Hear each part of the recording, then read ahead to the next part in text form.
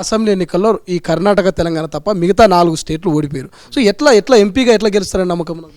అది కూడా చూడండి సార్, అది కూడా చూడండి. లాస్ట్ టైం మేము ఓడిపోయాం, మాకు ఉత్తమమైన నాయకత్వం, మనకి ఎన్ని వచ్చినాయి ఎమ్మెల్యేలు?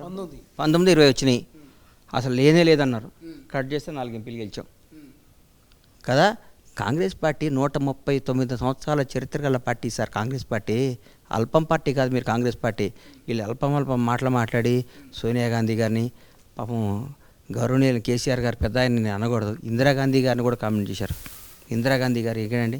ఇందిరాగాంధీ గారు దేశానికి నేత. ఇందిరమ్మ రాజ్యం. ఇందిరాగాంధీ గారిని, రాహుల్ గాంధీ గారు కానీ, సోనియా గాంధీ గారు కానీ, రాజీవ్ గాంధీ గారు కానీ, వాళ్ళ ఫ్యామిలీ ఏందండి? Beauty of democracy. కాంగ్రెస్ 139 సంవత్సరాల పాలన ఉన్న పార్టీని కూడా వాళ్ళు ఎట్లా మాట్లాడారు. కాంగ్రెస్ పార్టీ ఒక జాతి సంపద సార్. అది కాంగ్రెస్ పార్టీ మామూలు పార్టీ కాదు. ఇది ప్రజల కోసం. ఈరోజు కూడా మేము అందరం డబ్బులు మా దగ్గర డబ్బులు ఏమని అడుక్కుంటున్నాం. మన చందాలు అడిగే అడగలేదా? అందరం తలా 1000, 10,000, నేను 1,30,000 అందరం మా తోచిన సాయం ఏం చేసాం. మా పార్టీ గొప్పతనం అది. కాంగ్రెస్ పార్టీలో వ్యాపారం చేయాలనుకుంటే ఒక రాష్ట్రాన్ని మొత్తానికి కాంపౌండ్ వాళ్ళు కట్టి లాకేసేది కాంగ్రెస్ పార్టీ. మొత్తం కాంపౌండ్ వాళ్ళు ఇలా బీఆర్ఎస్ వాళ్ళకి దోసుకోవాలనుకుంటే మొత్తం కాంపౌండ్ వాళ్ళకి రాష్ట్రాన్ని మొత్తానికి మంచి రియల్ ఎస్టేట్ రాష్ట్రానికి కాంపౌండ్ వాళ్ళు కట్టి ల్యాండ్ కొని పెద్ద లాకేసేది. ఏమంటావు? నేను ఒక క్వశ్చన్ అడుగుతా. మీరు సోషల్ మీడియాలో యాక్టివ్గా ఉంటారు. ఒక రకమైనటువంటి చర్చ నడుస్తుంది. ఏదైతే రేషన్ కార్డుకు ముడి కావచ్చు, కారు ఉంటే మేము 6 గ్యారెంటీలు ఇవ్వము, లేకపోతే ఇతర జీఎస్టీ పే చేసి గవర్నమెంట్ ఉద్యోగస్తులు ఎవరైనా ఉంటే మేము 6 గ్యారెంటీలు ఇవ్వము అనేటువంటి ఒక రకమైన చర్చ నడుస్తున్నది. సో నిజంగా 6 గ్యారెంటీలు ఈ కారు ఉండి లేకపోతే ఉద్యోగం ఉండి జీఎస్టీ ఉన్న వాళ్ళకు వీళ్ళందరికీ రైతు బంధు కానీ ఇవన్నీ కట్ చేసే అవకాశం ఉందా? పని చేయండి సార్. బీఆర్ఎస్లో వేల కోట్లు ఉన్న వాళ్ళకి రైతు బంధు ఇస్తే బాగుంటుందా? వాళ్ళకి ఇప్పుడు లక్షల కోట్లు దోసుకు తిన్న వాళ్ళకి ఇప్పుడు బాగా డబ్బు ఉంది. ఇప్పుడు నాకు 10 లక్షలు నాకు గ్యారంటీ ఏంది? మన హెల్త్ ఇన్సూరెన్స్ కార్డు నాకు అవసరమా సార్?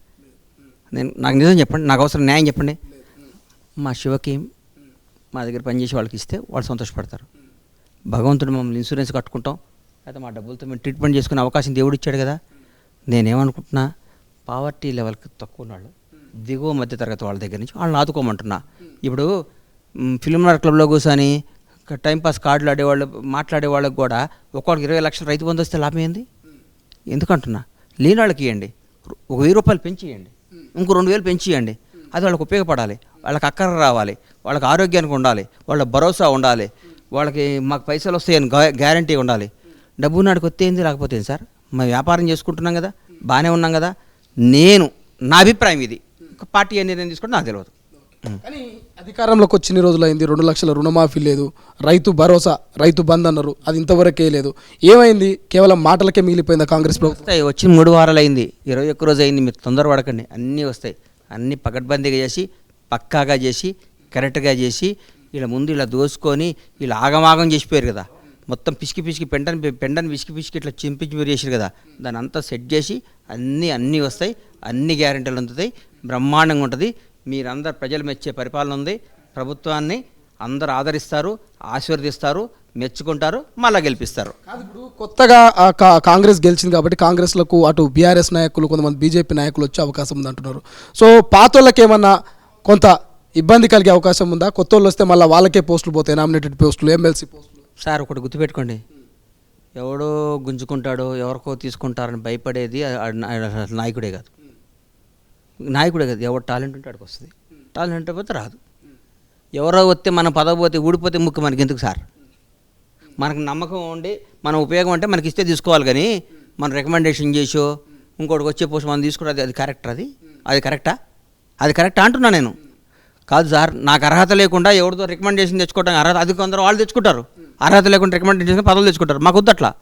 అర్హత ఉండి వీడి పార్టీ పనిచేసిండు, వీడి ఉపయోగం ఉంటే ఇస్తారు, తీసుకుంటాం, లేకపోతే తీసుకోరు. అందరం అంతే, మేమందరం అంతే. పార్టీని మెచ్చితే చేస్తాం అంతే. ఈ ప్రశ్న మిమ్మల్ని అడగవద్దు నాకు తెలియదు, కానీ అడుగుతున్న కాంగ్రెస్ పార్టీ నాయకులు కాబట్టి. మొన్న కొంతమంది బీజేపీ నాయకులు, ఈటెల రాజేందర్ కావచ్చు, ఇంకొంతమంది ముఖ్య నేతలు కాంగ్రెస్ పార్టీలోకి రాబోతున్నారు, ఎంపీగా పోటీ చేయబోతున్నారు అంటూ ఒక ప్రచారం నడుస్తున్నది. ఇందులో ఎంతవరకు వాస్తవం ఉంది? ఒకవేళ వస్తే మీరు స్వాగతిస్తారా? అయ్యనే నాకు తెలియదు సార్, తెలియకుండా ఎట్లా మాట్లాడతారు. కానీ మా కాంగ్రెస్ పార్టీలో బ్యూటీ ఏం తెలుసు సార్? సమాజ న్యాయం. ఎస్సీలకి, మైనార్టీలకి, బీసీలకి, అగ్రకుల అందరికీ సమాజ న్యాయం. ఒకే వాళ్ళకి పదవులు ఉండవు, అందరికి ఇస్తారు పదవులు. అన్ని కులాలకి, అన్ని మతాలకి, అందరికీ సామరస్యంగా అందరికీ న్యాయం చేస్తారు. అది బ్యూటీ ఆఫ్ కాంగ్రెస్ అంతే.